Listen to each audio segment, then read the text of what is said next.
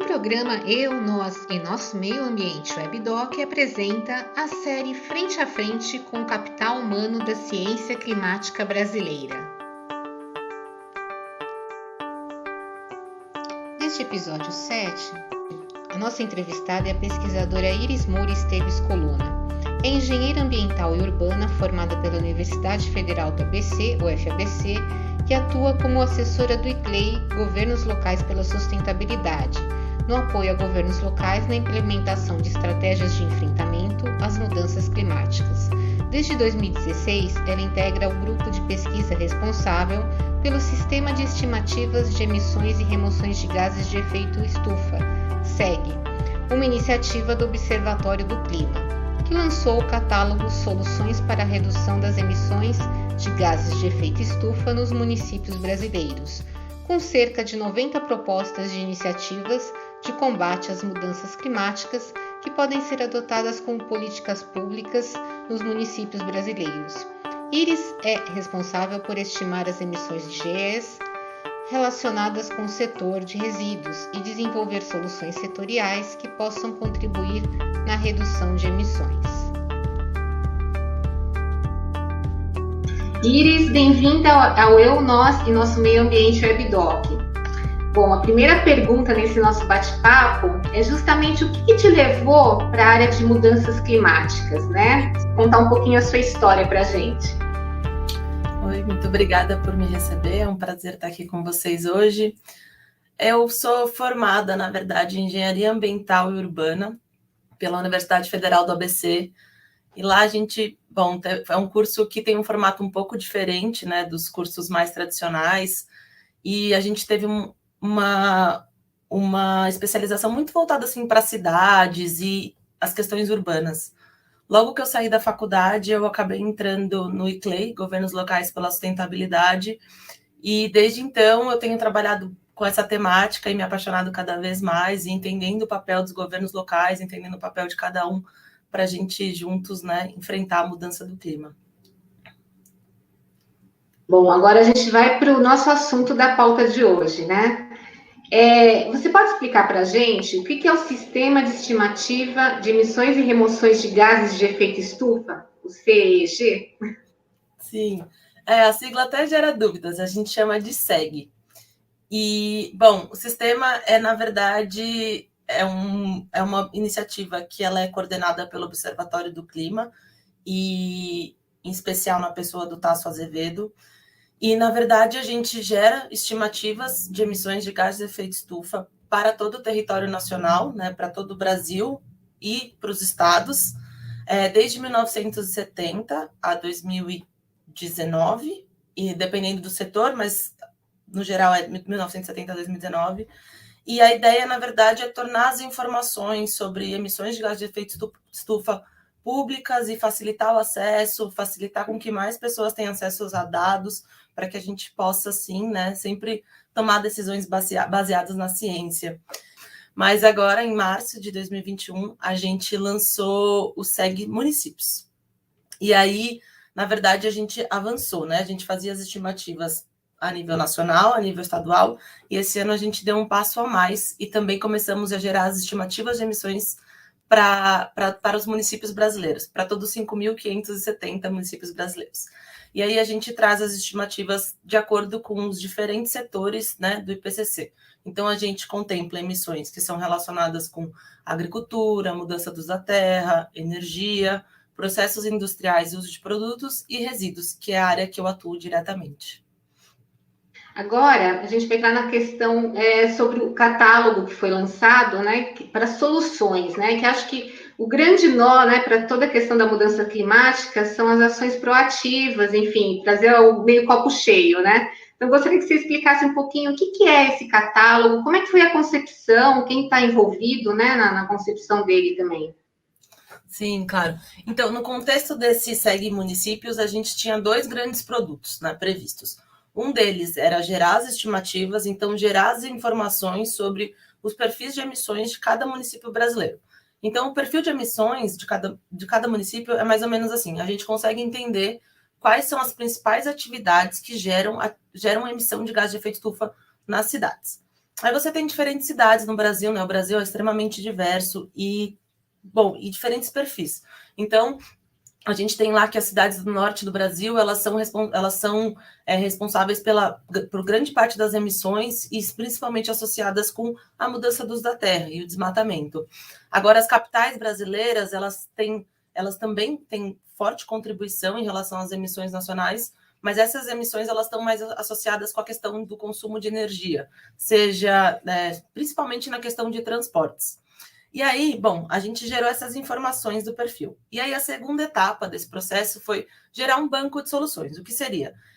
Entender o que cada governo local pode implementar, né, dentro da sua área de governança para combater essas emissões de gases de efeito estufa pensando no seu perfil. Então, se você tem uma cidade do norte, né, que são municípios grandes e que sofrem com essa questão do desmatamento, o que esses municípios podem fazer? Agora, o que uma cidade como, por exemplo, São Paulo, né, que já é extremamente adensada, o que São Paulo pode fazer para diminuir, né, as emissões de gás de efeito estufa? Então, a gente gerou esse banco de 87 soluções, contemplando aqueles setores de emissão que eu comentei, mas, na verdade, a gente não falou sobre a questão de processos industriais e uso de produtos, porque isso a gente entende que é uma articulação que, né, envolve o setor privado e é uma coisa que vai levar um pouco mais de tempo, mas aí a gente trouxe soluções para o setor de agricultura, então pensando em práticas, né, de agricultura de baixo carbono, pecuária também. A gente trouxe soluções relacionadas com a mudança do uso da terra, principalmente com a questão do desmatamento. A gente trouxe soluções relacionadas com a energia, e aí a energia ela foi dividida em 2 pontos. Um deles é o transporte, a questão da mobilidade, e o outro é a questão da eficiência energética. Então, como a gente pode diminuir o nosso consumo de energia. E aí, por fim, também a gente tem um grupo de soluções que estão relacionadas com o setor de resíduos. E aí, isso tudo totaliza aquelas 87. E quem está envolvido? Eu sei que são algumas instituições, são pesquisadores, né? Porque a nossa série fala muito do capital humano, né? Que está envolvido na ciência climática, né? Se você pudesse também falar esses pesquisadores de onde vêm, né? Que trataram desses temas também. Com certeza. A gente é uma equipe, na verdade, de 5 instituições, né? Todos coordenados pelo Observatório do Clima. E cada instituição é meio que responsável por um setor. E, o pessoal do IPAM, eles são responsáveis pela mudança do uso da terra, são lá de Brasília. Aí o pessoal do Imaflora, que fica localizado em São Paulo, lá em Piracicaba, no estado de São Paulo, né, em Piracicaba, eles trabalham com a questão de agricultura, agropecuária. O pessoal do IEMA, que é Instituto de Energia e Meio Ambiente, que também está aqui em São Paulo, eles trabalham com a questão de energia e com a questão de processos industriais e uso de produtos, e a gente do ICLEI, a gente é responsável, ICLEI, Governos Locais pela Sustentabilidade, a gente é responsável aí por estimar as emissões e trabalhar com as soluções do setor de resíduos. Pensando que o resíduos também, ele tem muito uma lógica local, né? Então, casa bastante aí com o nosso papel como instituição. E tudo isso coordenado pelo Observatório do Clima, que é uma rede de mais de 60 instituições que estão engajadas aí em enfrentar a mudança do clima. Então, agora a gente vai para os exemplos, que acho que o pessoal está super interessado, que depois vai poder ler com, né, a íntegra no próprio material que vocês produziram. Então, se pudesse pelo menos dar um exemplo de cada tópico, né, começando pela agropecuária, e depois em resíduos a gente se aprofunda, que é a tua área de atuação. Sim. De agropecuária, eu sei que o pessoal trouxe bastante a questão, né, de adotar práticas de agricultura de baixo carbono, de trazer a questão de agroflorestas. Também eles mencionaram a questão dos serviços de pagamento por serviços ambientais, então de você proteger determinada área e você receber algum tipo de recompensa, né, por isso. O pessoal de mudança do uso da terra, eles falaram bastante sobre a questão da fiscalização e do controle do desmatamento, e isso a nível local é uma coisa extremamente complexa, assim, né, porque esse gerenciamento, ele envolve muito uma articulação com o Estado e também com a federação, né, como um todo. O pessoal de energia, eles trouxeram bastante a questão da mobilidade urbana, né, de você promover uma troca do uso de combustíveis fósseis, então pensar numa lógica de tanto aumentar o número de faixas, de implementação de faixas exclusiva de ônibus, para você ter um número maior de pessoas que se locomovem por transporte coletivo, assim diminuindo o consumo de combustíveis fósseis em veículos privados. Você também pode discutir a questão da eletrificação da frota de ônibus, a questão da implementação de ciclofaixas de bicicleta. Falaram também sobre a questão de eficiência energética, então o uso de lâmpadas mais eficientes. E vocês vão ver que no documento tem uma série de soluções e elas vão estar muito mais detalhadas aqui do que eu estou falando por cima. E uma coisa bem legal, antes da gente entrar na parte de resíduos, que eu posso falar com um pouquinho mais de propriedade, é que para cada uma dessas ações, a gente também levantou uma série de metadados, alguns parâmetros que eram interessantes a gente levantar para essas informações, para determinada ação. Então, a gente tem uma descrição da ação, a gente tem um levantamento de quais são as regiões em que essas ações seriam aplicáveis, qual o perfil em termos populacional, né, de municípios que faz sentido com que essa ação ela seja executada. A gente fala a relação delas com os ODS, né? Também a gente traz algumas barreiras, então alguns pontos que podem dificultar aí a implementação de determinada ação.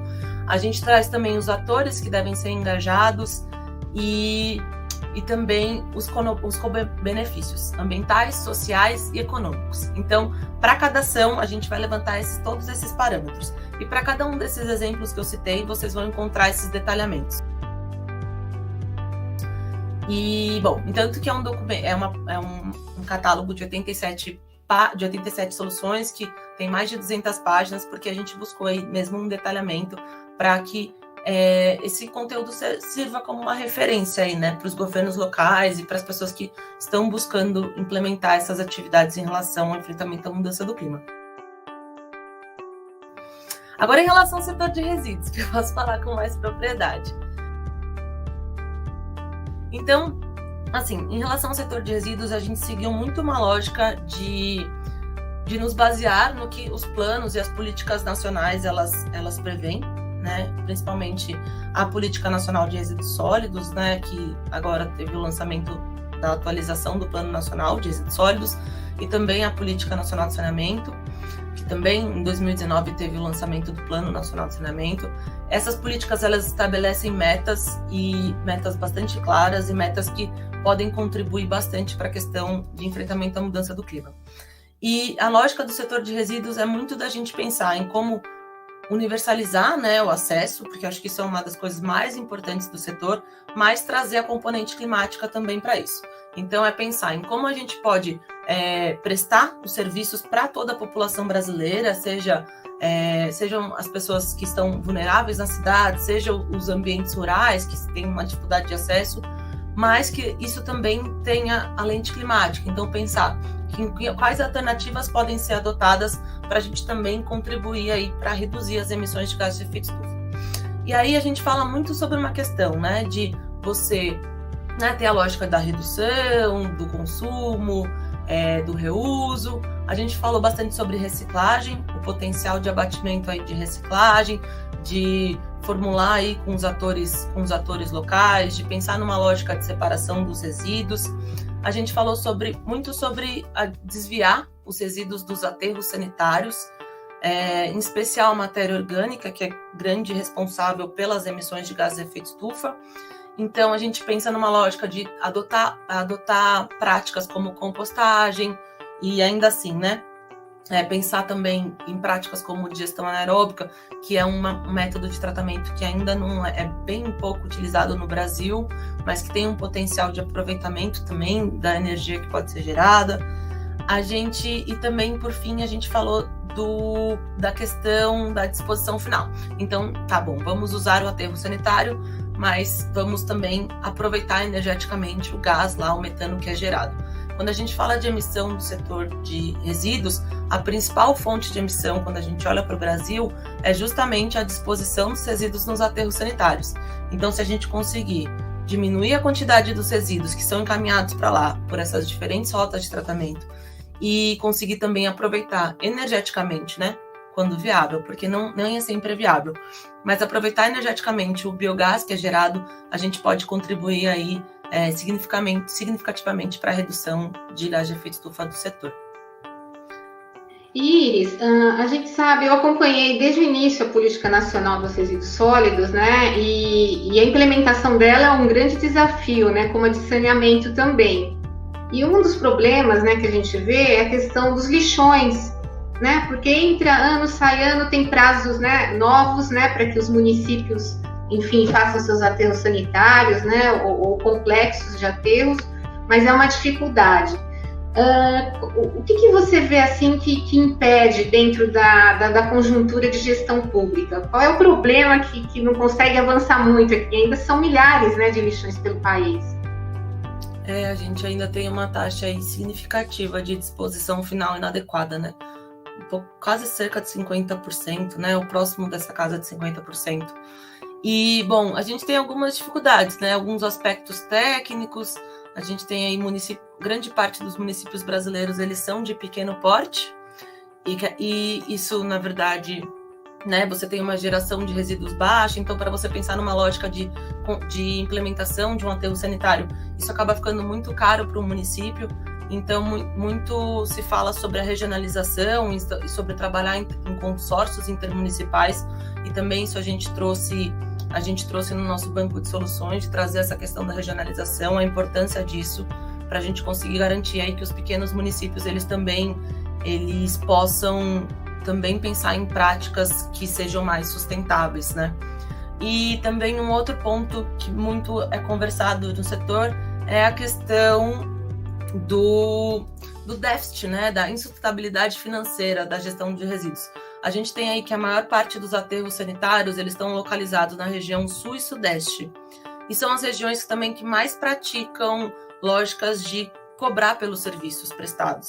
E aí quando você cobra por esse, quando você, né, cobra, você tem uma renda, um recurso relacionado com a gestão dos resíduos, você também abre possibilidades em relação aos tipos de tratamento. As regiões norte e nordeste do Brasil, elas são as regiões que menos têm aterros sanitários e também são as regiões em que os municípios, eles não cobram por esses serviços. E aí fica muito difícil a gente trabalhar a questão da gestão sem ter um recurso associado.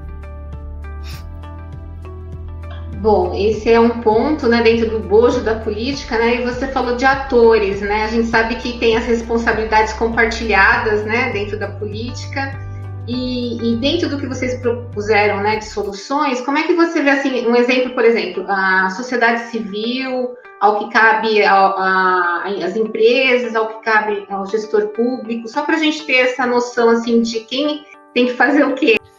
Isso foi até uma das questões, assim, a gente teve, durante a construção desse banco, a gente teve várias reuniões e várias divagações, né? Uma delas era para quem esse banco de soluções ele seria direcionado. E aí a gente entendeu que nesse primeiro momento a gente estava direcionando esse banco de soluções para os governos locais. Então, pensando numa lógica, o que os municípios podem fazer dentro da sua linha de atuação. E aí, bom, entendendo também que tem outros parceiros que eles devem ser acionados, né? Mas que devem atuar mais no sentido de apoio, né, ou de compartilhamento de experiências. E aí a gente traz muito uma relação em termos de atores com as diferentes entidades, né, de governo. Então, se você tem que articular com a Secretaria de Meio Ambiente do Estado, se você tem que ter uma articulação a nível federal, a gente traz também a academia em termos de apoiar na elaboração de diagnósticos, né, de trazer conhecimento mesmo e compartilhar o conhecimento. A gente acha muito importante também a academia que detém, né, grande parte do conhecimento também, que os governos eles consigam acessar essas informações. A gente trouxe também a questão no setor de resíduos das empresas, né, dos parceiros privados que são detentores de tecnologia. Quando a gente pensa nessas lógicas aí no setor de resíduos de desviar e adotar novos tipos de tratamento, né? Seja na parte de efluentes líquidos domésticos, seja na parte de efluentes de resíduos sólidos, a gente também traz aí um leque de novas tecnologias que podem ser implementadas e então a gente também acha importante articular com esses parceiros detentores dessas informações. E aí também, né, com o setor de agricultura, eles conversaram bastante sobre a questão do produtor rural, de trazer o produtor rural, de que ele também participe do processo. No setor de mudança dos da terra, eles também falaram sobre articular com o governo federal, né, por conta dessa convergência, né, dessa sinergia que possui, né, as medidas. Então, cada setor foi levantando aí como eles podiam trabalhar com esses diferentes parceiros. Iris, a gente sabe que os municípios têm os planos plurianuais, né? Tem que pensar em orçamento e tudo que você está falando tem a ver muito com também esses planejamentos, né? O que você diria nesse sentido que tem a ver com a proposta que vocês estão fazendo também? Eu acho que, assim, né, a gente tem esse banco de soluções, a ideia é tornar essas informações mais fáceis para que os municípios consigam implementar essas ações. E com certeza, eu acho que quando a gente tem esses planos plurianuais, a ideia é trazer isso. Então, o gestor municipal vai lá, vai ver aquele leque de soluções e fala, olha, isso aqui faz sentido para o meu município. E trazer isso no planejamento e na implementação de políticas públicas locais, né? Eu acho que é um pouquinho, talvez, ali no processo de elaboração desses planos, dar um passo atrás, dar uma olhada ali no banco de soluções e pensar, olha, isso faz sentido para a minha realidade, para o meu contexto, isso não faz sentido. Então, acho que é um pouquinho ter esse olhar. Você citou a questão da compostagem, né? A gente sabe que o Brasil ele tem poucas iniciativas nesse sentido, né? E principalmente na esfera pública, né? Como é que você vê assim, ou exemplos, né, que você possa citar, que são inspiradores, que possam ser seguidos e modelados de acordo com cada região? Sim, eu acho que para a questão da compostagem, né, a gente até, né, levantou as barreiras, e um dos aspectos que a gente conversa bastante é a questão da dificuldade de separar o resíduo da fonte, né? Então, você acaba recebendo os resíduos orgânicos com baixa qualidade ou misturados, e isso acaba dificultando aí o processo da compostagem. Então, a gente sempre traz essa questão, a importância da separação, a importância da educação ambiental, da gente entender que individualmente também nós podemos contribuir aí para a questão do enfrentamento à mudança do clima, mas também para pensar numa lógica de gestão de resíduos que seja sustentável. Eu acho que em termos de cases bem interessantes, eu até citei recentemente também o caso da cidade de São Paulo, que eles trabalham com pátios, né, municipais para elaborar compostagem, né, em formato de leiras, e eles acho que atualmente estão com 5 pátios e tem uma previsão até de aumentar esse número de pátios. E aí eles fazem a compostagem de resíduos de feira e resíduos de poda. Então, são resíduos aí de alta qualidade, que já estão separados, e aí eles conseguem executar e fazer a compostagem e, né, desviar esses resíduos do aterro e ainda também gerar um composto ali de qualidade que pode servir para os agricultores da região de São Paulo, né? Lá no Parelheiros tem um programa bem legal de agricultura urbana, então isso também, o composto que ele é gerado, ele volta ao solo e pode contribuir aí também. E também contribui em relação ao enfrentamento à mudança do clima, porque você também acaba aplicando menos fertilizante, que também tem um potencial aí de emitir. Então, é bem interessante porque a gente consegue fechar o ciclo, né? Sobre alguns outros casos interessantes também, a gente tem a compostagem também, programas de compostagem a nível domiciliar, né? Então, a gente consegue individualmente aí nas nossas residências também, com um pouquinho de persistência, porque eu primeiro apanhei, mas também a gente consegue fazer uma compostagem a nível domiciliar. A gente também tem alguns outros programas, por exemplo, lá em Brasília, acho que é uma das unidades de compostagem mais antigas assim do Brasil, e eles geram um composto para cerca de 3 mil agricultores, assim, então é uma coisa é um montante bem significativo. E até recentemente, até falei sobre o pessoal do Recife, que eles lançaram até um programa de compostagem nos prédios públicos, voltados para os resíduos que são gerados na creche, nos prédios públicos. Então, a gente vê as iniciativas, mas, de fato, elas ainda são bastante incipientes, né? A gente tem bastante a avançar. Em termos de de percentual, assim, do que é compostado no Brasil, né? É menos de 1%, perto de 1, 2%, então ainda é bem, bem baixo. E você citou assim exemplos interessantes de várias localidades, né? E que é possível, né? Acho que esse que é o grande, né? As pessoas fizeram acontecer, né? Então não é nada que é algo assim estrambólico, né? Que seja tão difícil para os gestores, né? Agora, com relação aos catadores, né? Porque a política nacional também pensa nos catadores de materiais recicláveis e a questão da geração de renda e também tudo isso está dentro do escopo, né? Como é que vocês veem o trabalho deles na contribuição dessa missão dos resíduos, né? Diminuição da. Com certeza. Eles são extremamente importantes. Eu até falei aí em não citar eles como um dos atores, porque eles foram levantados, sim, como um dos atores que são importantes. E quando a gente fala das ações relacionadas ao setor, tem ações específicas falando sobre a capacitação e sobre o fortalecimento dessas cooperativas de catadores, ou até mesmo catadores autônomos. Então, a gente também traz isso no nosso banco de soluções. E, de fato, na verdade, a questão dos catadores, ela transpassa outras soluções em que a gente fala sobre triagem, sobre melhorar a triagem dos resíduos secos, sobre desviar os resíduos secos dos aterros sanitários. Eles são essenciais em todas essas diferentes soluções. Mas, com certeza, porque, assim, a grande lógica para o setor é a gente desviar o resíduo do aterro sanitário. E quem mais tem um grande potencial de fazer isso, né? No Brasil, a gente tem aí a gente tem iniciativas de catadores extremamente fortes e que conseguem aí, né? A gente consegue apoiar e conseguir também promover a reciclagem, o reuso. A ideia é sempre você reutilizar, né, e reciclar os materiais, porque isso com certeza vai contribuir aí para reduzir as emissões de gás de efeito estufa. Que entra justamente o componente da sociedade civil, né? Que é uma mudança de comportamento, né? Que a gente tem que estar levando no dia a dia. E a gente está aqui prestes a ter a COP26, né? A Conferência do Clima, que foi adiada em decorrência da pandemia, e a gente tem inúmeros fatores, né? Do Brasil, mais o desmatamento, mas tem os resíduos também nesse componente, né? O que você poderia dizer que a gente pode estar pensando, né, em termos de soluções que vocês já estão contribuindo, que possa ser levado para a COP26? Eu acho que a gente está num momento, né, delicado aí quando a gente pensa a nível nacional sobre a questão climática.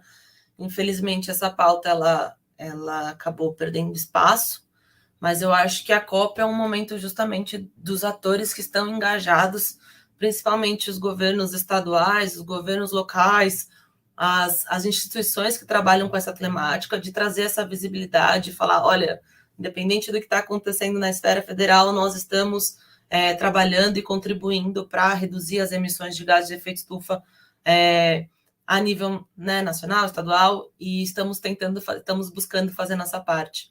Eu acho que é um pouco esse caminho que eu vejo, e com certeza as soluções a gente tem esse banco, esse leque de soluções, e eu acho que vai ser muito legal a gente conseguir compartilhar essas soluções com os diferentes atores que já estão engajados lá na COP, também os diferentes governos locais que vão estar representados lá, para também a gente ampliar aí e conseguir... A ideia, na verdade, desse banco de soluções é conseguir fazer com que os tomadores de decisão eles tenham acesso a essas informações de uma maneira que seja simples, de uma maneira que eles consigam simplesmente fazer uma avaliação de, olha, ok, isso faz sentido, isso para mim, para o meu município, isso não faz sentido. Então, a ideia é justamente compartilhar o máximo de informação possível para a gente conseguir, juntos, enfrentar aí a mudança do clima. Comparando assim com países do exterior, o que você diria assim que são países que têm países e cidades, né, que têm cases interessantes assim que seria uma fonte de inspiração aqui para o Brasil também? Nossa, isso é uma coisa bem interessante, na verdade, assim, pensando numa lógica muito de cidades, né? Os países eles têm as suas NDCs, eles têm as suas contribuições nacionalmente determinadas, as suas metas. Mas olhando um pouquinho para as cidades as cidades, na verdade, elas são os locais onde as pessoas elas se concentram, onde as atividades econômicas se concentram, onde o consumo se concentra. Então, e, portanto, elas são em grande parte responsáveis pelas emissões de gás de efeito estufa. Muda um pouquinho o contexto no Brasil, porque a gente tem aí uma grande emissão associada com a mudança da terra. Então, a gente tem municípios brasileiros com baixa densidade demográfica, mas que têm um alto índice de emissão. Mas quando a gente olha a nível hemisfério norte, talvez, mais no hemisfério norte, os focos da emissão eles estão associados exatamente, assim, mais fortemente com os locais onde estão as pessoas, né? Então, as grandes cidades. E aí, diferentes cidades no mundo têm, aí no Brasil também, mas diferentes cidades no mundo, eles têm planos de ação climáticos. Então, as cidades, elas estabelecem de forma voluntária metas para reduzir as suas emissões, e é um compromisso a médio, curto, médio e longo prazo, em que os próprios governos locais eles têm seus inventários de emissões, eles fazem cenários futuros, identificam quais ações podem ser executadas e buscam aí reduzir as suas emissões a longo prazo. E muitos municípios eles estabeleceram como meta reduzir, zerar as emissões em 2050. Então a gente tem várias experiências a nível internacional, então Londres, Paris, cidades de grande porte que estão associadas aí que são integrantes da rede C40, de grandes cidades, e também no Brasil a gente tem cidades como Recife, como Fortaleza, que têm seus planos de ação climáticos e estabeleceram como meta neutralizar suas emissões até 2050. E aí, eles têm já levantaram soluções específicas para suas cidades.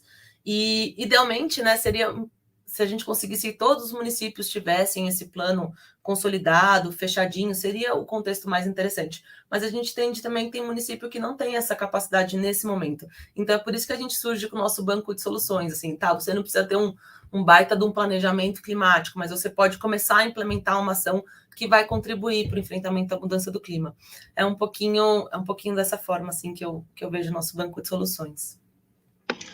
Bom, então, pelo que você está explicando, os planos de mudanças climáticas, uma das tarefas que os governos têm a fazer, poucos ainda aqui no Brasil têm seus planos implementados, que também é uma outra questão, porque você ter ele no papel e ter ele efetivamente na prática é outra coisa, E na questão dessas soluções, vocês vão depois ver um feedback por parte de alguns municípios, ver se teve um retorno, como é que fica o retorno sobre quem vai utilizar e se está precisando de mais ajuda, como é que vocês vão fazer? Essa foi uma primeira versão das soluções, do nosso banco de soluções. A ideia é que justamente a gente consiga aí nas próximas versões ter esse feedback, receber essas devolutivas, entender se essas ações elas estão fazendo sentido para o gestor público. O SEG, na verdade, ele como um todo, e como no seu core, assim, como projeto, ele tem essa questão da participação muito forte. Assim, a gente tem uma abertura muito forte que nós somos, assim, a gente sempre trabalha recebendo informação. Então, sempre que você tiver alguma dúvida, algum comentário que possa contribuir, dá para entrar lá no e-mail da plataforma do SEG e contribuir e compartilhar informações. Acho que isso é uma das coisas mais legais da plataforma, essa transparência. A gente sempre busca ser transparente em relação aos dados e em relação aos produtos que estamos gerando. E também uma das coisas mais legais é que cada ano o SEG está se reformulando, Como eu falei, estava lá inicialmente era a nível nacional, depois a gente trouxe a nível estadual, a gente chegou numa escala de municípios, e para o banco de soluções é a mesma lógica, a gente vai estar sempre buscando avançar, buscando monitorar, ver se os municípios estão conseguindo incorporar essas ações, se está fazendo sentido para eles, e também no sentido de que o que está bom, o que a gente pode fazer diferente, o que a gente pode melhorar. Acho que tem muito a percorrer em relação a essas soluções. Atualmente estamos em 87, mas a gente pode acabar ampliando essas soluções, trazer mais o setor privado. Acho que aí tem bastante... Tem muitas alternativas. É que a gente sempre vai trabalhando aos poucos, fazendo versões betas. Talvez a gente possa pensar em outros parceiros que não só focar soluções para os governos locais. A gente pode pensar, tá bom, o que a sociedade civil pode fazer, o que a academia pode fazer. Então, acho que a gente tem aí bastante chão para percorrer juntos. E tendo em vista assim que essa série está falando sobre o capital humano da ciência climática, né? Você, como seus colegas pesquisadores, contribuem para isso, né? Como é que você vê hoje a ciência, né? Enquanto ciência aplicada e com relação às mudanças climáticas, né? O que você acha que é necessário haver? Enfim, qual é o desafio? A gente está vendo num momento bem em relação à ciência no Brasil, né, de um momento negacionista, um momento com diminuição de acesso a recurso. Então, a gente está vendo um momento bastante complicado, mas, ao mesmo tempo, também a gente percebeu a importância da ciência, né? Eu acho que a pandemia também trouxe um pouco esse olhar, assim, apesar do negacionismo, a gente também entendeu a importância da atuação dos cientistas e como eles são fundamentais para o nosso desenvolvimento como sociedade. Então, acho que a gente pode ver isso, né, dessas duas formas. E a nível internacional, né, agora, né, semana retrasada, ou passada, acho que retrasada, o IPCC lançou o seu 6º relatório de avaliação sobre as mudanças do clima, e eles, na verdade, eles lançam esses relatórios não é a cada 4 anos, assim, tem um formatinho assim, mas atualmente está no 6º, e aí eles trazem as informações sobre as projeções futuras, sobre quais são os impactos que são previstos, sobre o nosso papel na mudança do clima, e eles ressaltam a importância aí da gente executar nossos esforços para manter a temperatura, aumenta a temperatura até 1,5 graus, né? Então, acho que a gente recebeu aí nessas últimas semanas esse leque de informações poderosíssimo. Ainda estou precisando ler com calma, assimilar tudo, mas eu acho que ali reside bastante grande parte da informação sobre mudança do clima está ali, né, nos relatórios de avaliação do IPCC. Você falou justamente do relatório, que ele tem 3 etapas, né? Essa é a primeira, né? Depois vai ter sobre a questão da adaptação, né? Eles vão fazendo, né, separadamente. E o que a gente vê também é que esse 1,5 grau, né, tá difícil, né? Justamente do jeito que o mundo, né, tá agindo e conseguir chegar a essas metas. E tanto eles falam do 1,5 como 2 graus. Então, há uma grande dificuldade. E os cenários, pelo menos que é colocado, né, pelos cientistas, são cenários assim de eventos cada vez mais extremos, como a gente já está se deparando hoje, né? Não precisa nem pensar no amanhã, né? Hoje já está completamente fora, né? O que você diria sobre isso dentro do que o SEG também faz? Como é que vocês estão vendo o termômetro, né? Que já é uma série, né? Que vocês calculam os períodos, o hoje, em comparação também com as demais informações que vocês já passaram. Com certeza, sim, né? A gente pensa, na verdade, tem duas informações importantes aí, né? Uma delas é que a gente tem as contribuições nacionalmente determinadas, que são as metas, né? Os que os países se propõem diante do Acordo de Paris, se propõem a executar para reduzir, né? Para mitigar as emissões de gases de efeito estufa.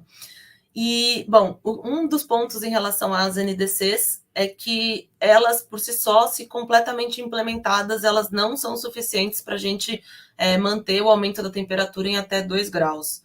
Então, e aí a gente tem um outro ponto, que a gente tem as contribuições nacionalmente determinadas, que ainda precisam ser mais ambiciosas, mas, ao mesmo tempo, a gente tem um contexto em que os países não estão conseguindo implementar, de fato, essas soluções, né? Tanto que o Brasil, recentemente, não... aí tem uma questão técnica, mas eu acredito que o Brasil está recentemente, esse ano a gente vai conseguir avaliar direitinho, mas o Brasil está com grande dificuldade em cumprir a meta, que já era pouquíssimo ambiciosa, assim, chegou a ser até, assim, uma coisa risória, né? Pensando no que a gente poderia fazer, e teve a atualização da NDC recentemente, mas a gente, de fato, aí está muito longe da gente coletivamente conseguir conter esse aumento da temperatura e não chegar com o objetivo de não atingir 1,5, mas com grandes dificuldades de não conseguir nem manter em 2 graus. A realidade está batendo a porta, né? Não tem como negar, né? E a gente vê, assim, o Brasil numa situação de crise hídrica, na questão também de acionar termoelétricas, que já você tem combustível fóssil, você tem um custo oneroso, né, para a população também, né, o custo de tudo isso, e o custo da saúde, né, a saúde humana e a saúde ecológica, né, de uma maneira geral, né. Mas a gente não pode ficar, né, com meio copo vazio, né? Então a gente está aqui, né, falando de soluções, né, que vocês estão colocando, que eu acho que é justamente para remar contra a maré, né? Porque se você vê que o caminho tá sendo tortuoso, está mostrando que há um caminho para, pelo menos, não sei nessas gerações, mas as próximas gerações ter um futuro um pouco melhor, né? Eu acredito que tem um pouco disso também, você enquanto cientista, né, o teu papel de pesquisadora como cientista também traz isso, né? Com certeza. E acho que um dos pontos mais importantes, assim, é que essa é a década da ação, na verdade. O que a gente precisa fazer, o que a gente precisa executar, começar a planejar é agora. Não adianta a gente chegar lá em 2050 e falar, olha, vamos zerar a emissão agora. Não, a gente está sofrendo os impactos das emissões que já estão acumuladas na atmosfera. Então, aí não adianta a gente pensar que, então em 2050 a gente resolve o problema. Não, a década da ação é agora, a gente precisa começar a trazer essas soluções e implementar, tirar essas soluções do papel e conseguir aí contribuir efetivamente aí para a mitigação, né, e reduzir as emissões de gás de efeito estufa. E para a gente ir encaminhando para o final, tem um item que você falou que é sobre o gás, né? Seria o biogás, né? Que no caso metano, né? Que sai do lixo, né? Dos resíduos. Queria que você explicasse um pouquinho de soluções exitosas, né? Com relação. E você falou que nem sempre é possível também. Queria entender o porquê, né? Nesses 2 pontos. Sim, então é assim, né? A gente tem lá o resíduo, ele é disposto no aterro sanitário. E aí você vai ter a degradação da matéria orgânica presente nesse resíduo, e essa degradação vai gerar a emissão do biogás. E, bom, nem sempre né? Aí isso vai acontecer em um aterro sanitário controlado de chão. No entanto, no aterro sanitário, a gente tem o potencial de capturar esse metano, esse biogás que é gerado. E aí você tem 2 grandes alternativas. Uma delas é você queimar esse biogás. Então, você queima o metano, vai gerar CO2 biogênico, que não vai contribuir para a emissão de gás de efeito estufa, ou você aproveita energeticamente esse metano, esse biogás gerado. Ao aproveitar energeticamente, você pode aproveitar para a geração de energia elétrica, pode aproveitar como gás natural. Então, tem diferentes soluções e diferentes tecnologias que podem ser aplicadas para o aproveitamento desse biogás que é gerado no aterro. No entanto, não é sempre que um aterro sanitário ele vai ter o potencial aí de ser aproveitado energeticamente. Justamente porque, para ele ser aproveitado, ele precisa de um grande volume. E essa acaba não sendo a grande realidade dos municípios, né? Então, quando você tem aterros de menor porte, isso geralmente faz com que o aproveitamento energético não seja viável. Então, a gente novamente destaca a questão da regionalização, de trabalhar numa lógica consorciada, porque isso também acaba permitindo aí que municípios de pequeno porte, eles também têm um potencial aí de dispor seus resíduos de forma ambientalmente adequada, mas também, né, com esse montante, com um volume maior de resíduos que são tratados de forma adequada, eles também podem gerar esse benefício, esse outro co-benefício, né? Que além de reduzir as emissões de gás de efeito estufa, você também tem a questão da geração de energia, você tem um benefício econômico, um aspecto social também de geração de emprego, então a gente pensa bastante nesse sentido. Com relação a consórcio, você tem algum exemplo assim para dar para a gente que já existem aqui no Brasil de consórcios? Tem um consórcio da região metropolitana de Curitiba, acho que chama Conresol, e eles acabaram de lançar, né, um edital com as suas, né, para promover a licitação e dos arranjos de tratamento e lógicas de tratamento na região metropolitana, e eles falam bastante sobre encaminhar apenas rejeitos para aterro sanitário, que é o cenário ideal, né? Na verdade, que você aproveitar absolutamente tudo do seu resíduo e só o que não for aproveitável você encaminharia para um aterro sanitário. Esse é sempre o melhor cenário. Então, você tem o aproveitamento ali da fração seca por meio da reciclagem, você tem o aproveitamento da fração única por meio da compostagem ou digestão aeróbica, e só o que não for aproveitável, que não é passível de ser valorizado, é encaminhado para aterro sanitário. Tem também o pessoal da região do Grande ABC, né, em São Paulo, e em termos de... você tinha perguntado também na outra, quando eu estava começando a falar sobre o biogás, sobre experiências, né, sobre alguns cases aí, acabou saindo aqui do meu radar, mas a gente tem alguns cases bem legais no Brasil. Um exemplo deles é aqui na região aqui de Caieiras, no município de São Paulo. Eles recebem municípios aí dos municípios, eles recebem resíduos dos municípios da região metropolitana de São Paulo, então eles recebem um grande volume, né, de resíduos, e eles fazem um aproveitamento energético do biogás que é gerado, e eles fazem por meio da geração de energia elétrica. E se eu não me engano, eles têm um potencial de geração, eu não tenho informação em gigawatt-hora, mas em termos de população, assim, eles geram energia suficiente para abastecer, seria suficiente para abastecer uma cidade de 300 mil habitantes. Então, é um valor aí significativo. Ainda mais se a gente pensa nesse contexto, né, em que a gente tem aí essa crise energética que a gente está passando no momento. Então, tem que pensar sempre que a gente tem alternativas e ir atrás dessas alternativas que não sejam necessariamente pensando em termoelétricas voltadas aí, movidas a combustíveis fósseis, né? Então, acho que o leque de energias aí, as soluções relacionadas com energia tem também tão endereçadas, mas elas também têm um forte potencial e conversam aí com o setor de resíduos. Outro exemplo também tem o pessoal lá da Bahia, de Lauro, num aterro que fica entre Lauro de Freitas e Salvador. Eles também têm a recuperação energética e tem um baita potencial de aproveitamento energético. Se eu não me engano, é algo em torno de 200 mil habitantes que poderiam ser abastecidos aí com o total de energia que é gerado. A gente tem outros exemplos de outros cases de sucesso, Belo Horizonte também, tem diferentes cidades, e é bem legal, porque a gente tem uma plataforma da UNFCCC que fala sobre o mecanismo de desenvolvimento limpo, e esses aterros, essas iniciativas, elas estão todas registradas e dispostas lá, e tem todo um monitoramento. Então, quem tiver mais interesse aí, se vocês quiserem pesquisar mais sobre esse tópico, tem alguns bancos abertos aí que podem gerar as informações. Isso é muito legal, né? Porque se você não tem um banco de dados, a informação se perde, né? Na dimensão, né, que o país tem quase 6 mil municípios, né? E saber desses cases é bem interessante. Bom, a gente chegou no momento final, né? Eu agradeço a sua participação. Espero que a gente possa, mais adiante, falar mais ainda de mais sugestões que vocês possam, né, incrementar, né, nesse SEG Soluções. E gostaria que você fizesse as suas considerações, Iris, por favor. Bom, primeiro agradecer a oportunidade, né, de conversar aqui com vocês, foi um prazer, mas só agradecer mesmo. E acho que sempre o ponto que eu gosto de destacar quando a gente fala do setor de resíduos, a importância da universalização. Isso a gente não tem como fugir, essas são as nossas metas, e justamente pensando, né, na qualidade de vida dos nossos cidadãos. Então, a gente tem aí que sempre focar o nosso olhar e direcionar nossos esforços para a universalização, garantir que todo mundo tenha acesso aos serviços de saneamento.